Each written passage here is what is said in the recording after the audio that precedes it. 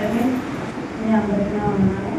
నేను చెప్పబోయే సాక్ష్యం ఏంటంటే, నాకు నేను ప్రెగ్నెంట్ అయిన తర్వాత నాకు 9వ నెల డేట్ ఇచ్చారండి.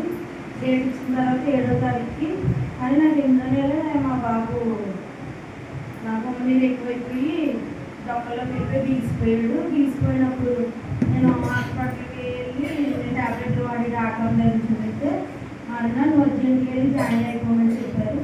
చెప్పినప్పుడు నేను వెంటనే మళ్ళీ ఏంటి ఇవి ఫుడ్ వేయట్లేదు కదా ఇలా అంటున్నారు ఏంటని నేను పెద్దల మాటలు కట్టి మళ్ళీ నేను గవర్నమెంట్ హాస్పిటల్కి వెళ్ళాను. వెళ్ళిన తర్వాత గవర్నమెంట్ హాస్పిటల్ ఇక్కడ చెక్ చేసి చూసి అది నా అర్జెంట్గా జాయిన్ అయిపోన్నారు. అయిపోయిన తర్వాత మా ఆయన గారు మా చెల్లి అందరూ కలిసి గుడికి తీసుకెళ్ళిన తర్వాత గుడండి ఆ రోజు రాత్రి చూశారు. చూసి అసలు బేబీ ఎక్కడ ఉందో తెలియట్లేదు అని అన్నారు. అన్న తర్వాత అన్నారు అంటే కానీ నాకు ఎవరు చెప్పట్లేదు. మా అమ్మోళ్ళు గట్రా అందరూ బాధపడుతున్నారు. అసలు బేబీ ఉందా ఏముందా అన్నది స్కాన్లో తెలియట్లేదు అని ఎంతో కంగారు పడిపోయారు. మా చెల్లి అప్పుడే నా శ్రీమంతం చేయడానికి వచ్చింది. ఏదో పెళ్ళికి వెళ్ళి అక్కడ కంగారు పడిపోయి అక్కడి నుంచి వచ్చిన తర్వాత మా చెల్లి వచ్చేటప్పుడు చాలా లేట్ అయిపోయింది.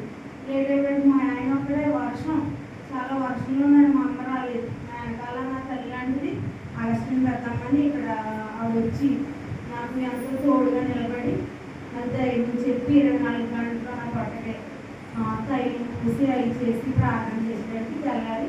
నన్ను అప్పుడు కూడా స్కానింగ్లో ఎక్స్రేలో ఎన్ని రాసినా బయటకు రాసినా ఫ్రీగా చేసినా ఎక్కడ బేబీ ఉన్నారని చెప్పట్లేదు. అసలు లేదనే చెప్తున్నారని కానీ నాకు చెప్పట్లేదు. అది మళ్ళీ నన్ను ఏలూరు పంపించేసి ఏలూరులో బేబీ స్కానింగ్ చేయించినప్పుడు బేబీ అన్ని క్షేమంగానే ఉంది, నువ్వు కంగారు పడద్దు, ఇంకా నెలలు పోలేదు, 9వ నెల వచ్చే వరకు ఇక్కడ ఉండాలి, ఇంకా నెలలు రాలేదు కదా, వచ్చే నెల వరకు జాయిన్ అవ్వమని చెప్పినప్పుడు అప్పుడు నన్ను ఇంకా మా చిన్నమ్మోళ్ళు తెలిసిన వాళ్ళు నా తల్లులు నా సహోదరులు నా అన్నగారులు అందరూ వచ్చి నన్ను చూడడం వెళ్ళడం.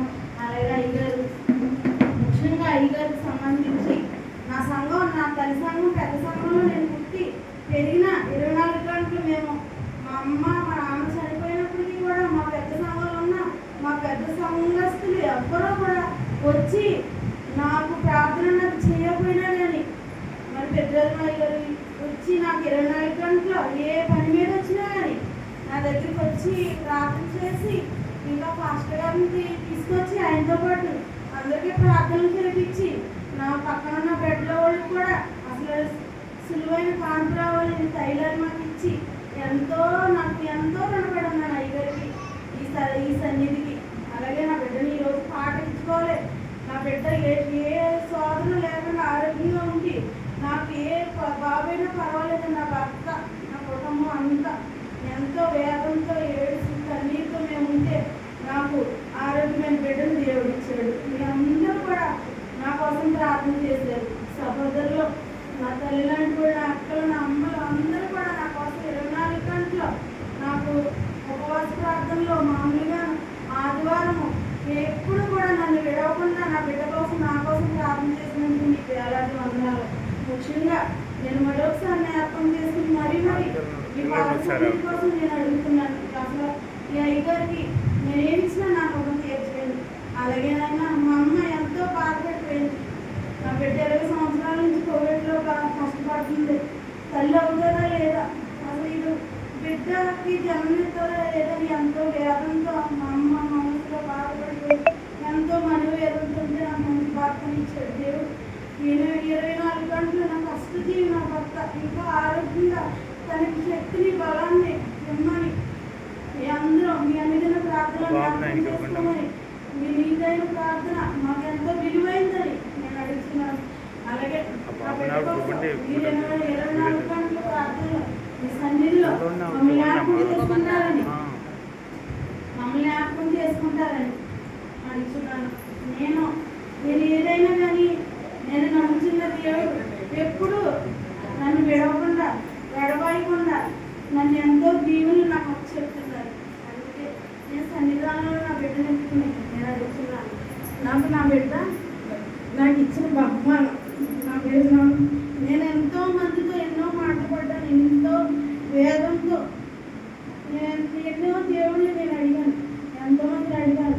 ఆరోగ్యమైన బిడ్డ నాకు ఇచ్చినందుకు నిజంగా సాక్షి దేవుడు దీవించింది కాక. ఉండం రెగ్యులర్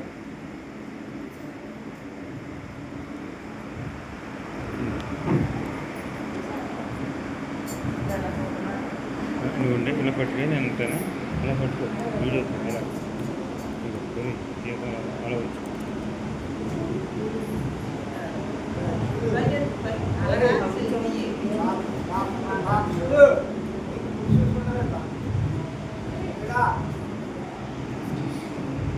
మరి సన్నిధిలో మా ప్రియాత్మ సహోదరి అరుణ్ కుమార్ అలాగే సహోదరుడు తన భర్త మరి కొమ్ము స్త్రీని ప్రేమించి దేవుడు ఒక గొప్ప బహుమానాన్ని వారికి ఇచ్చాడండి.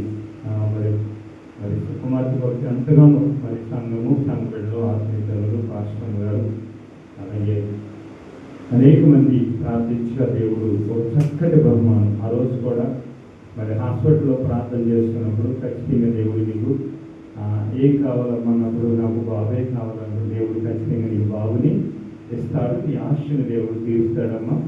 దేవుడు సులువైన కానుక ఇస్తాడు. నువ్వు కంగారు పడవద్దు, దేవుడు చక్కటి బహుమానం ఇస్తాడని మరి ఏలూరు గవర్నమెంట్ హాస్పిటల్కి మరి ప్రార్థన చేయడానికి వెళ్ళడానికి దేవుడు చూపించాడు. ఆ ప్రార్థన ప్రకారం అనేక మంది మరి ప్రార్థన చేయగా దేవుడు కుమారుణ్ణి చక్కటి కుమారుణ్ణి దేవుడు ఇచ్చాడండి. నిజంగా చక్కని బహుమానము ఆశపడే ప్రాణాన్ని దేవుడు తృప్తిపరిచే దేవుడు. చాలా ఎందుకంటే హాస్పిటల్లో సహోదరు చాలా బాధపడింది. చాలా ఇబ్బందికరమైన పరిస్థితి. అసలు మామూలు